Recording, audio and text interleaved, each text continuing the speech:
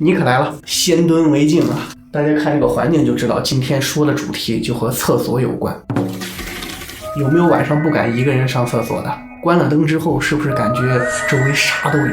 大家可能有印象，之前咱们介绍过一本讲了很久很久的妖怪故事，里面文字部分的整理者就是我手上这本《妖怪说》的作者张云老师。妖怪说说妖怪这本书围绕中国妖怪文化展开了一系列的探究，比如有哪些东西会变成妖怪，妖怪一般什么时候会出来活动，以及会在哪些地方出现，可读性很强。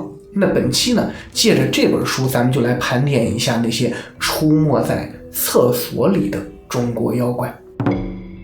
白泽图记载，厕所里有专门的精怪，名叫伊乙，他穿着青色的衣服，拿着白色的手杖，如果碰到了他，喊他的名字，他就会离开，否则呢，就会被他害死。那除了伊乙，还有一种侧怪。近代陶潜，就是陶渊明编写的《续搜神记》记载，当然也有考证说这是后人假托陶渊明的名字写的。这本书中记载南北朝的时候，樊城就是今天襄阳那片有这么个人叫李仪，他的父亲向来是不信邪的，所以就以非常便宜的价格买了一所没有人敢要的凶宅。有一天呢，李父去上厕所，看到里面有一个怪物，如同竹席那么大，高有5尺多。李父拔出佩刀，唰砍了过去。这怪物被当中劈成2段，可掉下来了，变成了2，再横来一刀呢，又变成了4个了。好家伙，这还带分裂的。这时候怪物冲过来，夺过李父的刀，就把李父给杀死了。这之后，怪物拿着刀闯入李仪家中，杀死了很多的家人。唐代牛宿的《祭文》这本书记载，楚丘有的说是今天河南滑县，也有说是山东曹县附近的，当地有一个主簿叫王无有，他新娶了个妻子。妻子虽然很漂亮，但是嫉妒心很强。有一回王无有生病了，浑身无力，他想去上厕所，打算让他的侍女扶着去，可妻子他嫉妒，他不答应。王无有没办法，只能一个人强撑着去了。到了厕所，看见里面有个人背对着自己坐着，皮肤黑黢黢的，长得很健壮。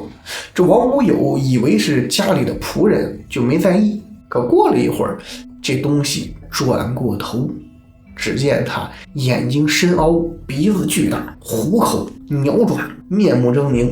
这怪物还会说话，对王无有说：“把你的鞋给我。”王无有很害怕，还没有来得及回答呢，这怪物就直接脱掉了他的一只鞋，放进嘴里就嚼，像吃肉一样，鞋被嚼的咔嚓着往外冒血。王无有惊魂未定，赶紧跑回去告诉妻子，然后责怪他说：“我生个病，去趟厕所，想让侍女扶一把你都不让，这下好了吧，我遇妖怪了。”妻子还不信呢，就拉着他一起去看。到厕所的时候，那怪物又出现了，再次夺走了他另一只鞋，又丢进嘴里跟他嚼。王无有的妻子也吓坏了，拉起丈夫扭头就跑。又过了一天，王无有到后院去，那怪物又出现了，对王无有说：“来，我把鞋还给你。”说完就把鞋扔在了王无有旁边。很奇怪，那双鞋并没有损坏，还是原来的样子。王无有就请巫师来，想搞清楚到底是怎么回事。巫师一通做法，和怪物沟通了一下。那怪物对巫师说：“王主簿官路做到头了，他还有100天好活的，不赶紧回老家就会死在这里。”王无有于是赶紧就返回了老家，到了100天的头上，果然人就死了。这除了侧怪牛宿在祭文里还记录了一种叫侧神的东西，当然不是正神，也是妖怪。说是唐代的吴郡，大概就是今天苏州那边，有个人叫陆望，寄住在河内这个地方。他的表弟王生和他住得很近。有天早晨，王生去拜会陆望，走到村庄南边，经过一户已经去世的村民杨侃的宅院的时候，忽然就看见有个怪物，2只手靠着厕所，大耳朵，眼睛深凹，老虎鼻子，猪牙齿，脸是紫色的，而且上面斑斑点点，直直的就盯着王生看。王生被他看毛了，吓得扭头就跑。等看见陆旺就把这事说了。陆旺说我听人说过，看见侧神可能会有不好的事情发生。结果王生回到家之后就死了。上面这2位是遇到侧神倒霉的，但是遇到侧神还不一定都是坏事。南朝宋刘敬书他写的《艺苑》里头记载，有一个叫陶侃的，有回上厕所看见了几十个人都拿着大印，其中有个人穿着单衣系着头巾，自称叫后帝。他对陶侃说，你身份尊贵，所以我就来瞧瞧你，你如果3年之内不跟人说见到我这件事就会有大富贵等着你。陶侃一惊，站起来，那些人就消失了。杂五行书中记载，厕所的神就叫后帝。之后陶侃果然官居高位，主政一方。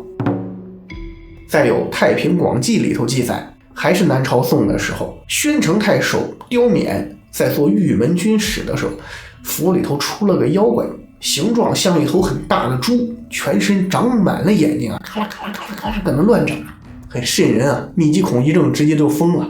这玩意儿经常出入厕所，在院里头也是到处溜达。他府里的官兵亲眼见到的能有1000多人。闹妖精那会儿，刁勉正好不在。过了几天，他回来以后听说了，举行了一场祭祀，之后呢，侧神就消失了。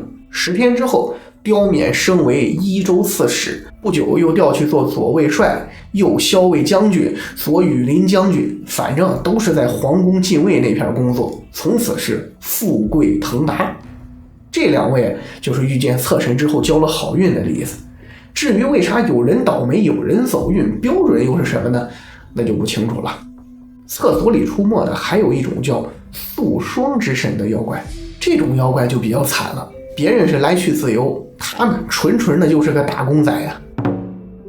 南北朝刘义庆《幽冥录》中记载，河南郡有个叫杨启的人，小的时候得了疟疾，到土神庙去祭祀，无意间就得到了一本书，书名叫《遣河百鬼法》，听名字就知道这是召唤控制系的法术。后来他做日南郡太守的时候现在那个地方在越南境内了。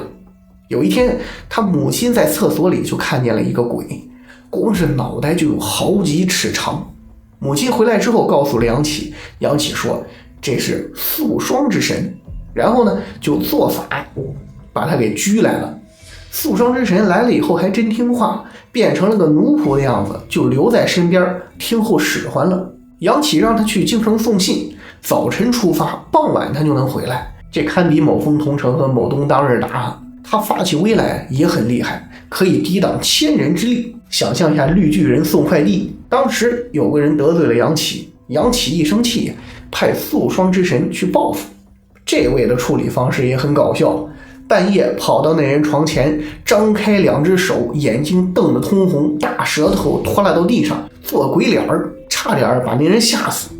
调皮。前面说的这些妖怪都是男妖怪，或者是看不出性别的。厕所里的也有女妖怪，比如清代闲斋士《夜谈随录》就记载了一个名叫红袖的女妖怪，说是有个叫台布的人晚上上厕所，把灯笼就挂在墙上了，跟你们半夜上厕所不开灯拿个手机照亮那一回事啊。正蹲着呢，忽然听到外面传来窸窸窣窣的声音，随后就看到一段红色的衣袖打开门缝伸了进来，那红袖有1尺多宽，从下往上慢慢的就把灯笼给遮住了。台布大喝一声，那红袖唰缩回去了。可过了会儿又伸进来了，就这样来来回回一共4趟。台布也毛了，赶紧站起来挑着灯笼去查看，但是外头什么都没有。台布他提着裤子跑回卧室告诉夫人，夫人胆子比他大点，带着丫鬟去厕所捉妖。到了厕所门口，丫鬟害怕了不敢进去，夫人还骂他呢，就你命贵还怕被吓死呀。然后一把夺过灯笼，自己迈步就进去了。结果真看到有个人蹲在厕所拐角处，近前一照，是个红衣女子，转过脸来脸色煞白，呲牙咧嘴的。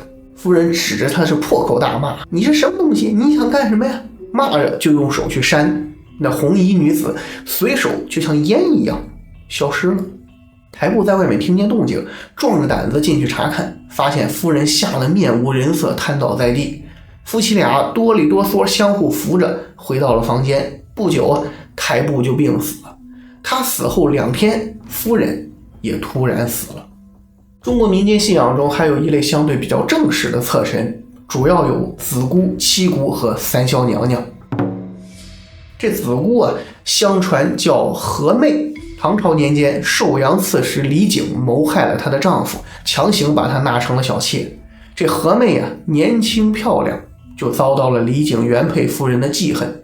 有一年的正月15元宵夜，大夫人暗中就把何媚毒死了，然后抛尸在了厕所。何媚含冤而死，阴魂不散，之后天天晚上就在厕所里头是痛哭哀嚎。每当李璟夫妻俩上厕所的时候，何媚的鬼魂就会时不时现形，但是碍于人鬼殊途，他也没办法真正的去报仇雪恨。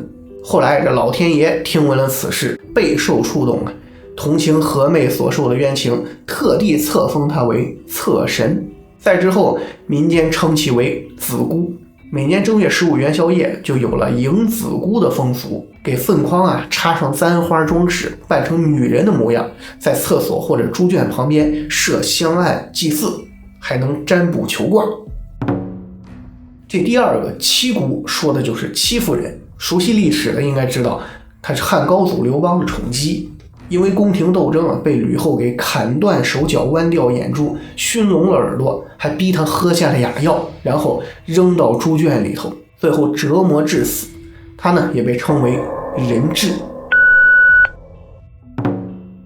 第三个三霄娘娘在《封神演义》里头九曲黄河阵那段出现过，三姐妹叫云霄、琼霄和碧霄，他们大哥一说你们都知道，就是赵公明。后来封神的时候，因为他们有一个能收各种东西的法宝叫混元金斗，所以也不知道是谁很恶趣味的就把他们封为了侧神。